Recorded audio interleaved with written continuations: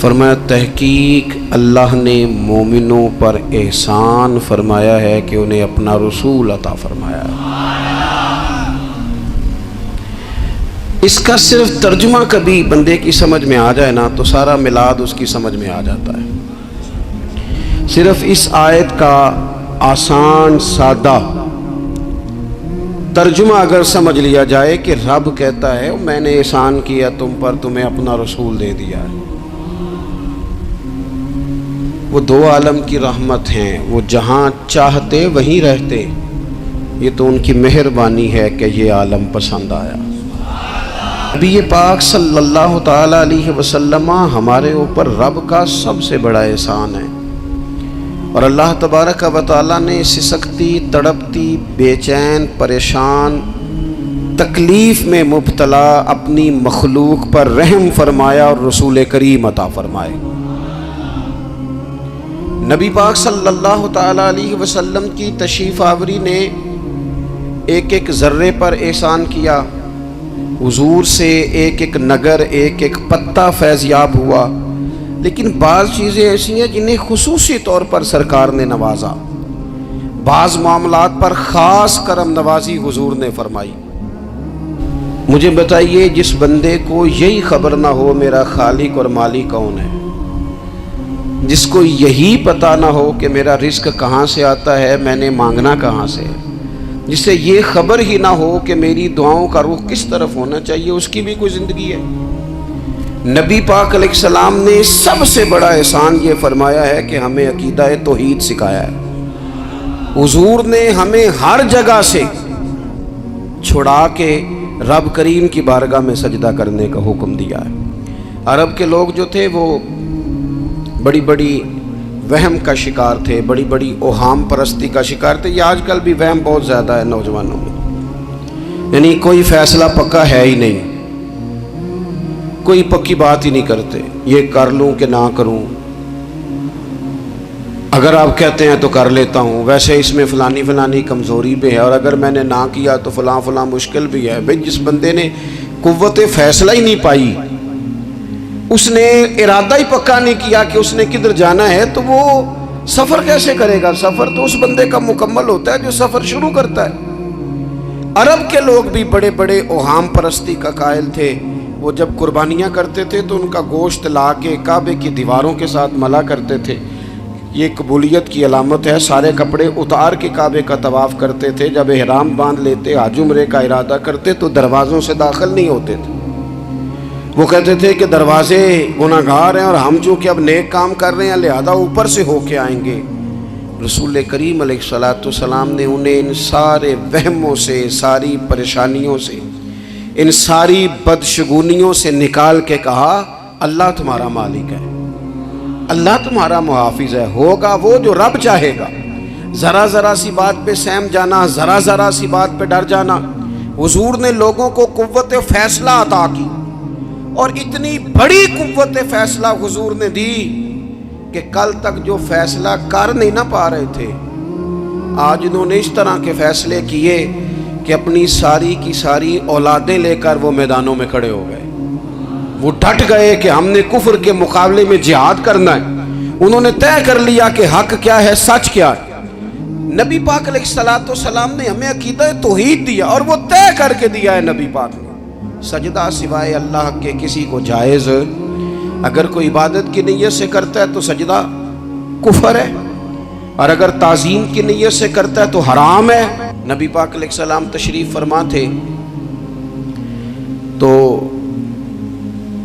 کچھ جانوروں نے آ کے حضور کے قدموں پہ سجدہ کیا، پیش نظر ہے وہ نوبہار، اور سجدے کو دل ہے بے قرار، روکیے سر کو روکیے، یہی تو امتحان ہے۔ کچھ جانوروں نے جب سجدہ کیا تو صحابہ عرض کرنے لگے یا رسول اللہ صلی اللہ تعالی علیہ وسلم ہمارا بھی دل کرتا ہے، تو حضور نے فرمایا بھی سجدہ سوائے رب کے کسی کے لیے جائز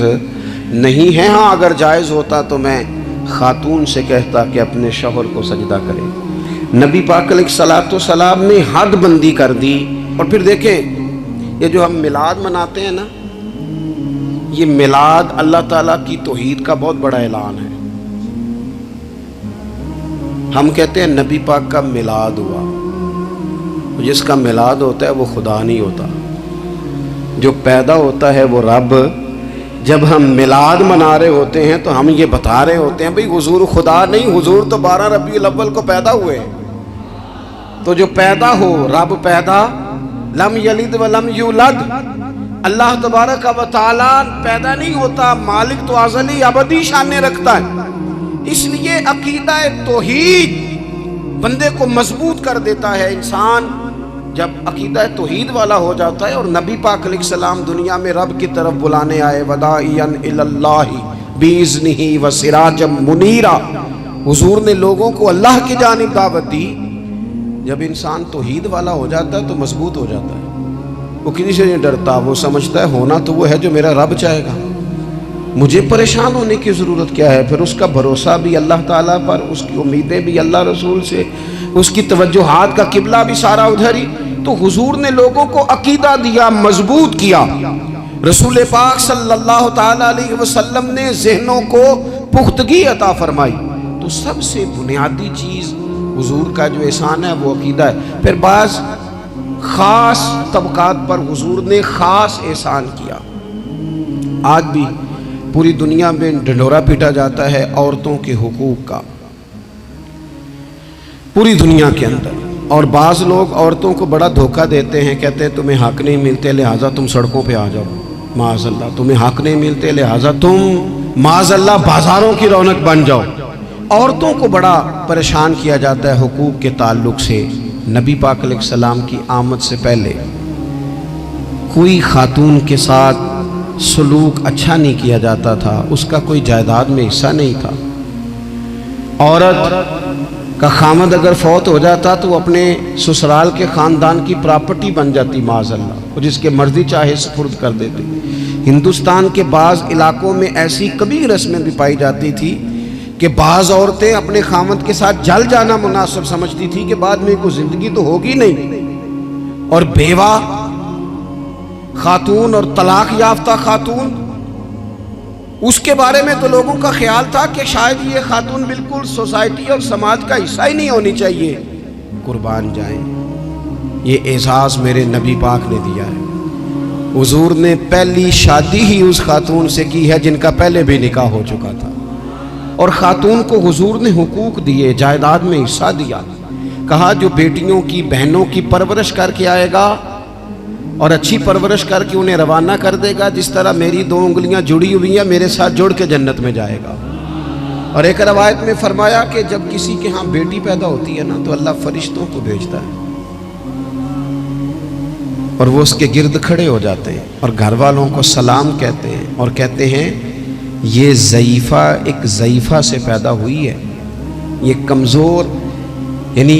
صنف کے لحاظ سے کمزور نازک بچی ایک نازک ماں سے پیدا ہوئی ہے۔ فرشتے کہتے ہیں جو اس کی پرورش کرے گا نا، اللہ قیامت تک اس کی مدد کرے گا، اس کی ہمیشہ مدد ہوتی رہے۔ اور نبی پاک صلی اللہ تعالیٰ علیہ وسلم کی خدمت میں آ کے جب خواتین نے کہا تو نا یا رسول اللہ، ہمارے تو دین دنیا کے معاملات میں مردوں کے تعلق سے کمزوری ہے، کئی دن تو ہم ویسے نماز نہیں پڑھ سکتی مہینے میں، کئی دن تو ہم ویسے عبادات کے قریب نہیں جا سکتی، جہاد پہ ہم نہیں جاتی، گواہی ہماری مردوں کے برابر نہیں، تو یا رسول اللہ صلی اللہ علیہ وسلم ہمارا بھی کوئی اعزاز ہے۔ تو حضور نے فرمایا جب کوئی خاتون حاملہ ہوتی ہے نا تو اللہ اسے اتنا ہی ثواب دیتا ہے جتنا جہاد کرنے والے کو ثواب دیتا ہے، اور جب بچہ پیدا ہوتا ہے تو اللہ تعالیٰ اسے شہادت کا درجہ عطا کرتا ہے، اور جب وہ بچوں کو دودھ پلاتی ہے تو رب اسے غلام آزاد کرنے کا ثواب عطا کرتا ہے۔ ایک دفعہ نا نبی پاک صلی اللہ تعالیٰ علیہ وسلم کی خدمت عالی مرتبت میں حضرت عائشہ صدیقہ رضی اللہ تعالیٰ عنہ نے ایک واقعہ عرض کیا۔ عرض کی حضور آج میرے ساتھ عجیب معاملہ ہوا، میں گھر میں اکیلی تھی تو ایک خاتون 2 بیٹیوں سمیت آئی، اس نے کہا کہ میں بھی بھوکی ہوں، میری بیٹیاں بھی پریشان ہیں، کھانا نہیں کھایا۔ سیدہ پاک کہتی ہیں یا رسول اللہ میرے پاس بھی 3 کھجوریں تھیں گھر میں پڑی، یہ 2 جہاں کے شاہ ہیں پر پاس کچھ رکھتے نہیں، اور 2 جہاں کی نعمتیں ہیں ان کے خالی ہاتھ میں۔ فرماتی ہیں وہ 3 کھجوریں میں نے ان 3 ماں بیٹیوں کو دے دی، ماں نے پہلے ایک کھجور دونوں بیٹیوں کو دی، پھر بچیاں وہ کھجور کھا کے ماں ہے گنبد سراج کا سایہ نہیں ہے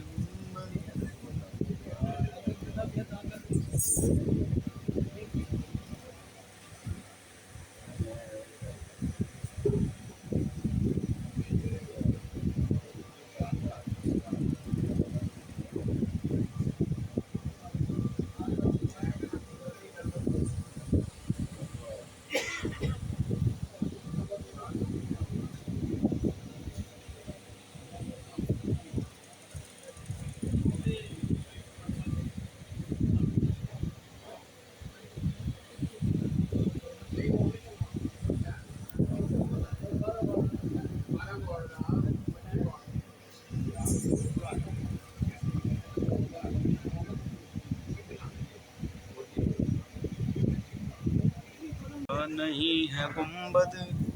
سراج کا سایہ نہیں ہے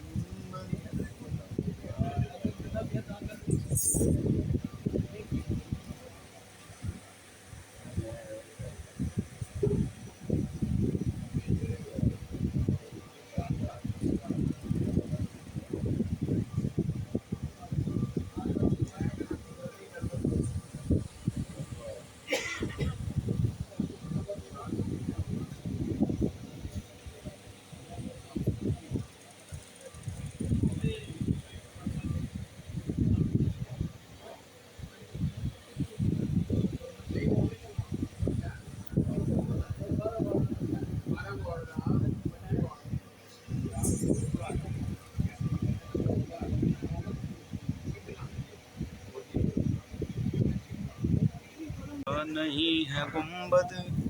سراج کا سایہ نہیں ہے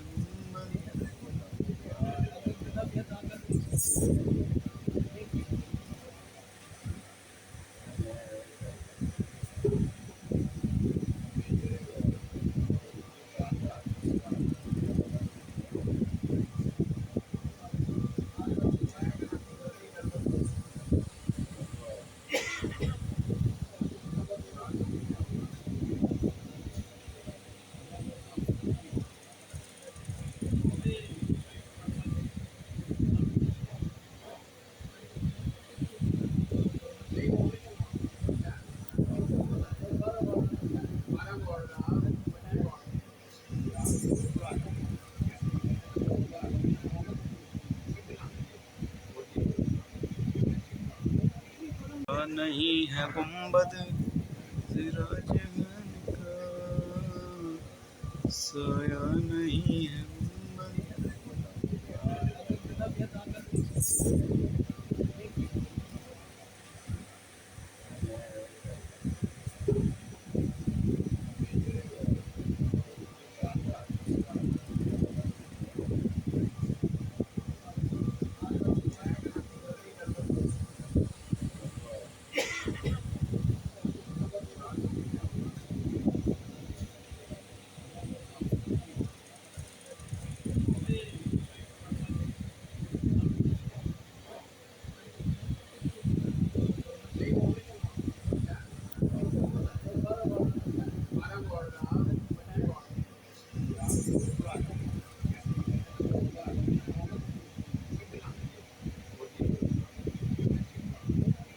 گنبد نہیں ہے گنبد سراج کا سایہ نہیں ہے گنبد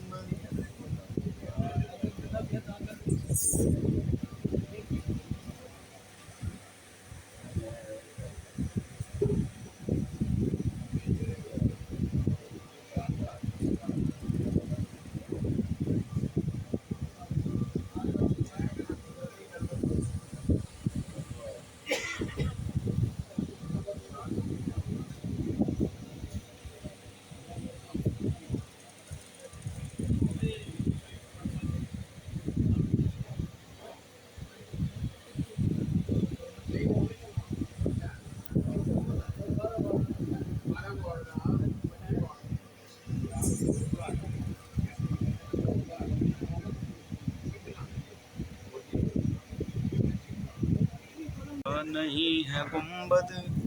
सिराजगन का,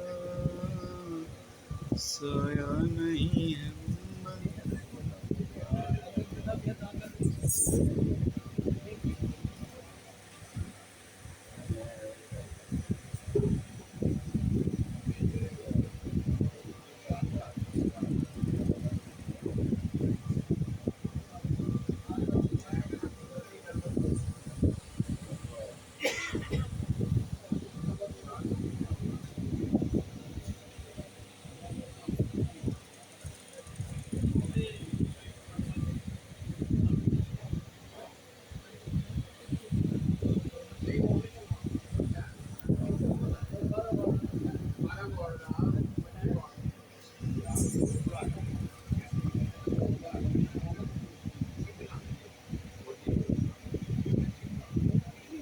नहीं है गुंबद सिराजगन का, साया नहीं है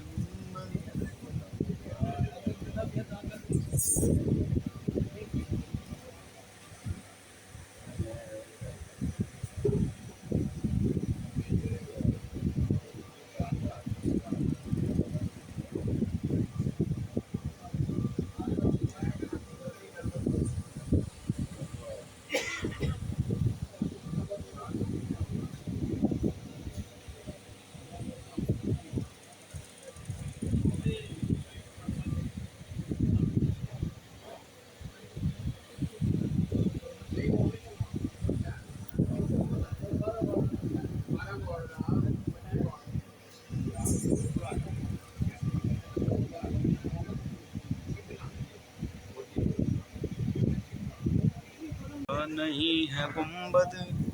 सिराजगन का, साया नहीं है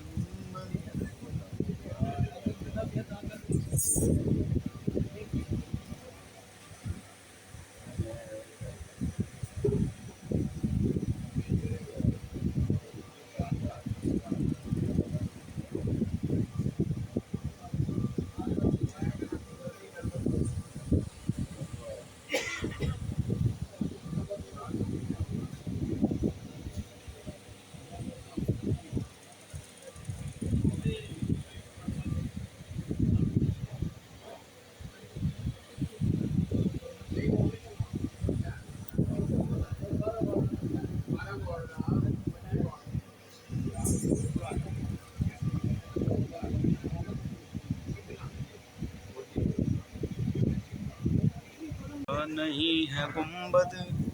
सिराजगन का, साया नहीं है